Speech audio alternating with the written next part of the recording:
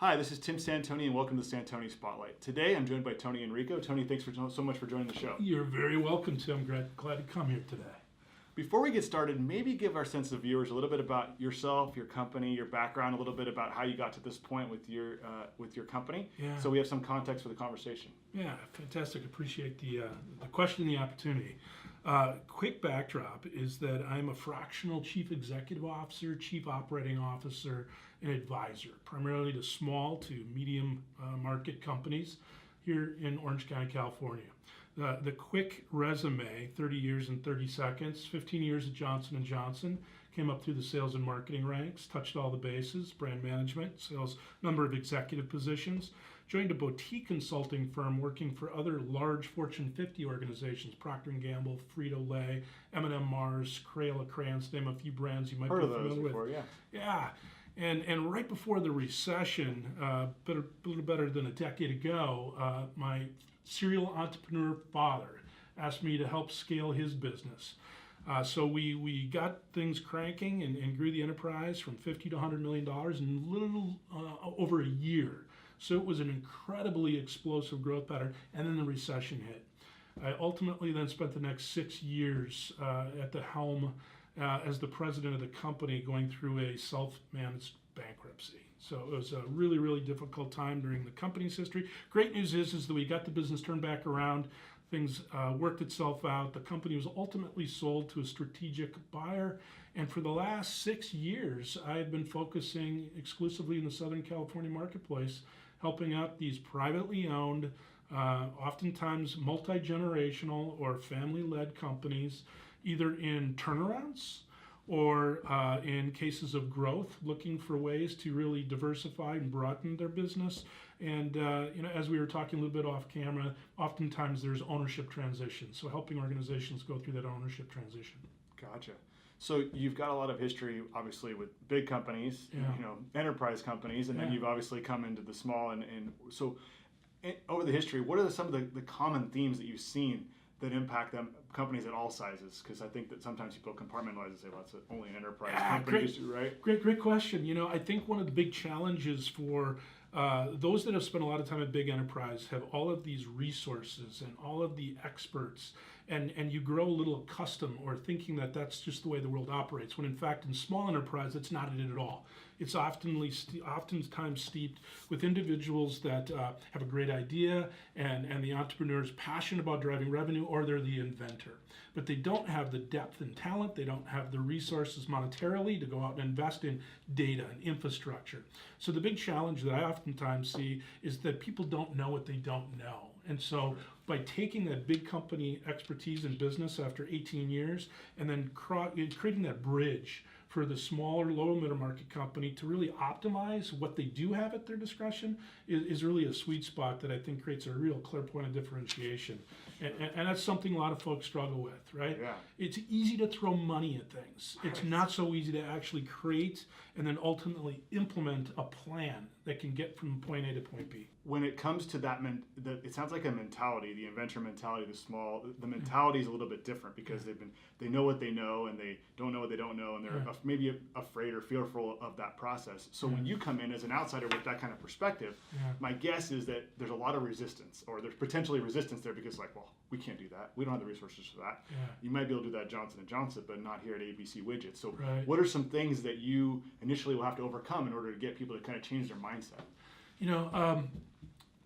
Another good question, Tim. Appreciate it. One of the things that's really important is creating that connectivity. We oftentimes talk about culture, and I can't emphasize the importance of culture, and I simply define culture as collective belief systems. So part of that initial engagement is really to understand what is the culture of the enterprise. Got it. And are there shared beliefs and values that frankly line up with where I come from? And if there's that synergy and that ability to collaborate effectively, I think we have a really great chance at creating some meaningful growth, change, improvements, whatever it is that they're looking for. If there's a fundamental value difference, then I will be quick to very nicely explain that I might not be the best resource for that organization, and see if we can't find somebody that better lines up. Right, makes sense. Before you start trying to implement things, you got to figure out if they're even willing to adapt and look at those. Otherwise, it's probably not a fit for you or anyone else that's trying to make those changes. It's just not going to work. Yeah, a question I oftentimes have with the CEO, business owners, are you ready? Are you really ready?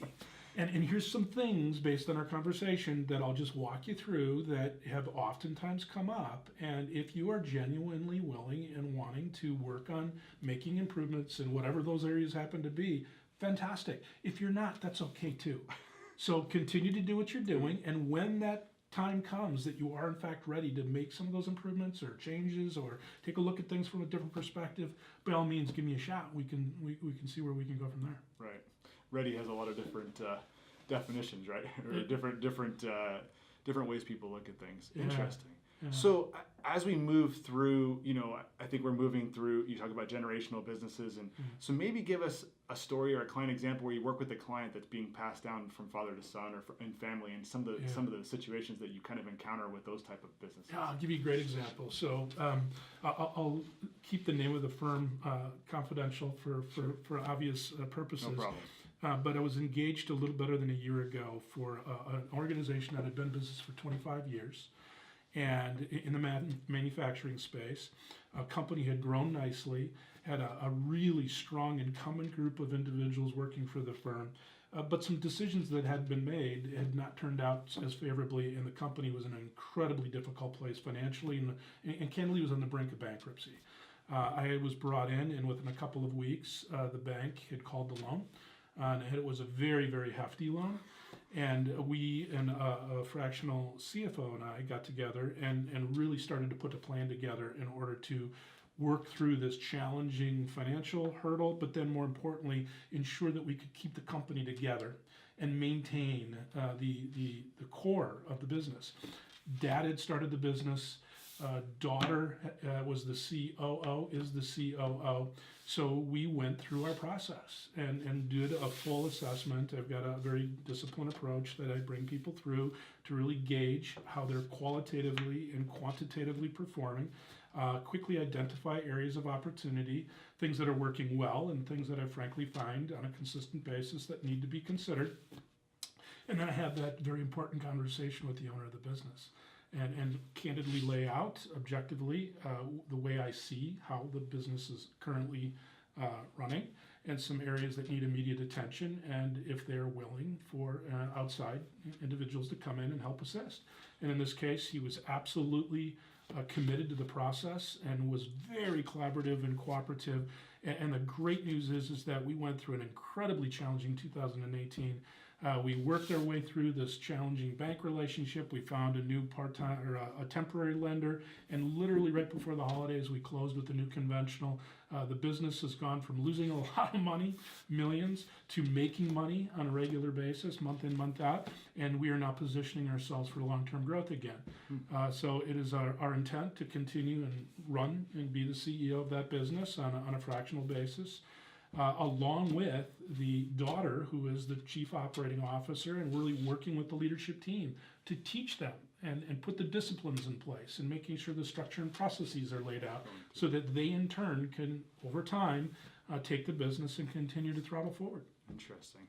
You hit on a topic there, I think, that I see in some of the businesses we work with, which is kind of measuring things, right? And the question is that what to measure, how much to measure, when to measure it. Maybe give us some examples of kind of the worst metrics you've seen versus the best, and how those are important for making decisions. And obviously, when you get in there, trying to figure out to assess how you can help or will help. Does that make sense? Yeah, it does. So the worst case scenario is easy. They don't have any. And it's by the seat of the pants. I mean, quite literally, or in a really sales and promotionally driven culture organization, it's sales, right? As long as we keep driving sales and see this compound annual growth, everybody's happy. Well, that's the furthest thing from the truth. In fact, I've had to have very brutal conversations with some very sizable businesses, 50, 60, $70 million enterprises, where the sales are moving along just fine, but they're literally selling themselves into bankruptcy because there are other costs have gotten out of control. And the more they sell, the more that they end up putting burden on the business, which ultimately can be catastrophic. So one of the comments that I've made to a few folks along the way is, don't confuse sales with solvency. There is a balancing act that you have to be constantly paying attention to. On the flip side of things, it becomes very, very customized. I mean, obviously, cash flow, right? I mean, do you have some strong cash flow, and are you managing your cash flow, and how are your receivables effectively being managed, and do you have a strategy around payables, and what is your relationship with all of the folks that you're relying upon in terms of providing services, be it contract or supply, material, etc. But then within each of the disciplines, you really have to isolate what is the one or two things that are most important. The mistake that people can make on the flip side, they have way too many, and they're trying to track way too much. So less is more. Sure. So helping to discern within each department, what are the things that are most important that we keep our eye on, and then let's make sure that we have the discipline to track on a regular basis. Right. In the manufacturing space, I've been in a number of industries where people loosely do their job costing. Right. They really don't know what does it cost to produce parts or even custom implementation. Mm-hmm. So I think it's really important that you go through that due diligence and make sure that you understand, well, what is the gross margin contribution by customer? And let's make sure that we've got the appropriate diversification of customers so that you're not putting too many eggs in one basket and suddenly find yourself with a problem if that customer goes away.